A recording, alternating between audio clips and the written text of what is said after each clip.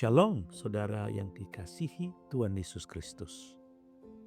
Hari ini kita melanjutkan pembahasan kitab Ulangan pasal 14. Bagian ini berbicara tentang persembahan persepuluhan. Selama ini banyak orang memahami persepuluhan hanya sebagai kewajiban memberi kepada Tuhan.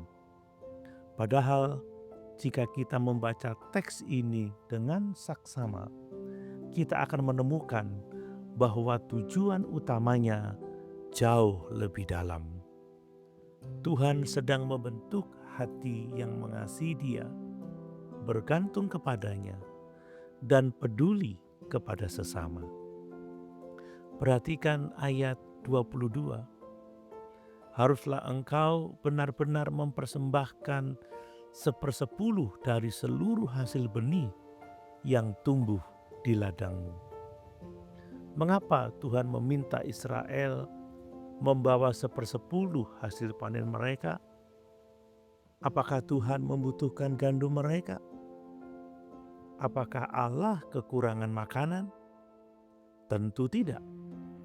Pemazmur berkata, "Kepunyaankulah dunia dan segala isinya." Segala sesuatu sudah menjadi milik Tuhan. Lalu mengapa Tuhan meminta persepuluhan?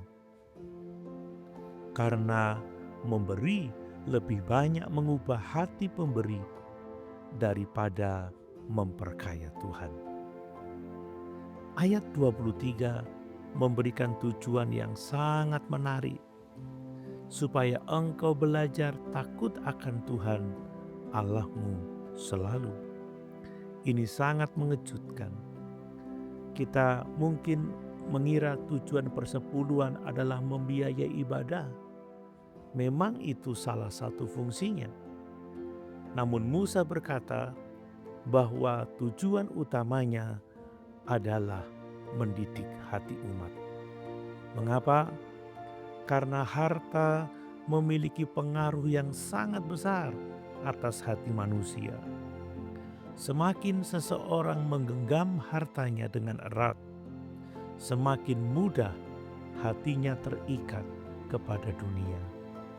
Sebaliknya, ketika seseorang belajar memberi kepada Tuhan, ia sedang mengakui semua ini berasal darimu. Persepuluhan menjadi latihan rohani untuk mengingat bahwa Tuhan adalah sumber berkat. Memberi adalah pengakuan iman. Kita sedang berkata, "Tuhan, aku percaya Engkau akan terus memeliharaku." Ada hal lain yang menarik. Musa berkata bahwa persembahan itu dinikmati di hadapan Tuhan dengan sukacita. Berulang kali kitab Ulangan menghubungkan ibadah dengan sukacita.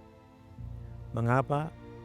Karena Allah bukanlah pribadi yang ingin umatnya memberi dengan hati yang terpaksa.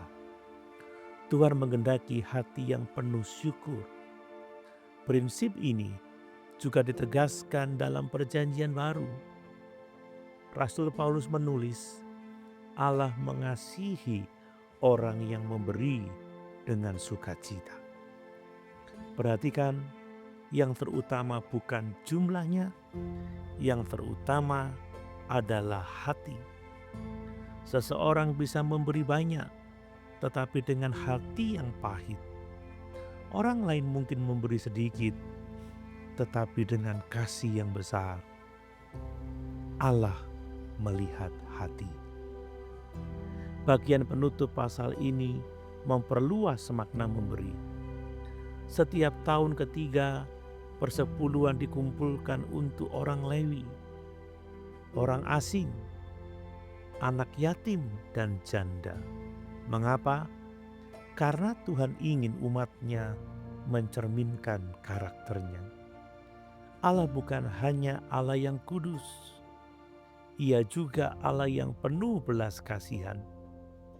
Di seluruh kitab suci, kita melihat perhatian Tuhan kepada mereka yang lemah. Orang yang benar-benar mengenal Allah tidak akan menutup mata terhadap penderitaan sesamanya. Ibadah yang sejati selalu menghasilkan kasih yang nyata. Karena itu, memberi bukan hanya tentang hubungan vertikal dengan Tuhan. Memberi juga merupakan ungkapan kasih horizontal kepada sesama. Jika ibadah kita tidak menghasilkan kepedulian kepada orang yang membutuhkan, ada sesuatu yang belum utuh dalam kehidupan rohani kita. Saudara, semua pembahasan tentang memberi ini akhirnya membawa kita kepada Injil. Mengapa kita memberi? Karena Allah lebih dahulu memberi. Bahkan bukan sekadar memberi berkat, Ia memberikan anaknya yang tunggal. Yohanes pasal 13 ayat 16 dimulai dengan kata-kata, "Karena begitu besar kasih Allah akan dunia ini." Lalu apa buktinya? Sehingga Ia telah mengaruniakan anaknya yang tunggal. Seluruh kehidupan Kristen dimulai dari pemberian Allah. Kristus menyerahkan dirinya bagi kita. Ia menjadi miskin supaya kita menjadi kaya dalam kasih karunia. Ketika kita memahami pengorbanan Kristus, memberi bukan lagi menjadi beban, memberi menjadi respon syukur, bukan untuk membeli berkat Tuhan, bukan untuk memperoleh keselamatan, tetapi karena kita telah menerima anugerah yang tidak ternilai. Orang yang menyadari betapa besar kasih Kristus tidak akan bertanya, "Berapa sedikit yang harus saya berikan?"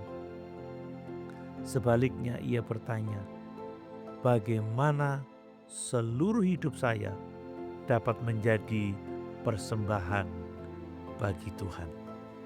Karena pada akhirnya Tuhan bukan hanya menginginkan sebagian harta kita, Ia menginginkan seluruh hati kita. Dan ketika hati telah menjadi milik Kristus, segala sesuatu yang kita miliki pun akan dipakai untuk memuliakannya. Renungan hari ini mengajarkan bahwa memberi adalah latihan iman yang membentuk hati untuk takut akan Tuhan, bersyukur atas pemeliharaannya, dan mengasihi sesama. Di dalam Kristus kita melihat pemberian Allah yang terbesar. Karena itu, setiap persembahan kita bukanlah usaha membeli kasih Allah, melainkan respons penuh syukur kepada Dia yang telah lebih dahulu memberikan dirinya bagi kita.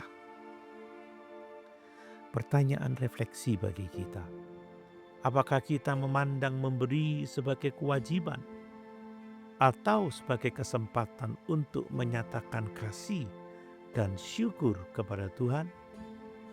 Apakah berkat yang Tuhan percayakan kepada kita juga menjadi saluran berkat bagi mereka yang membutuhkan? Mari kita berdoa. Bapa yang Maha Murah, terima kasih karena segala sesuatu yang kami miliki berasal dari tangan-Mu. Terima kasih terutama karena Engkau telah mengaruniakan Yesus Kristus sebagai Juru Selamat kami. Ajarlah kami memiliki hati yang murah hati seperti hati-Mu. Lepaskan kami dari cinta akan harta dan bentuklah kami menjadi orang-orang yang percaya kepada pemeliharaan. Biarlah hidup kami, waktu kami, kemampuan kami, dan seluruh milik kami menjadi persembahan yang memuliakan nama-Mu dan membawa berkat bagi sesama. Di dalam nama Tuhan Yesus kami berdoa. Amin.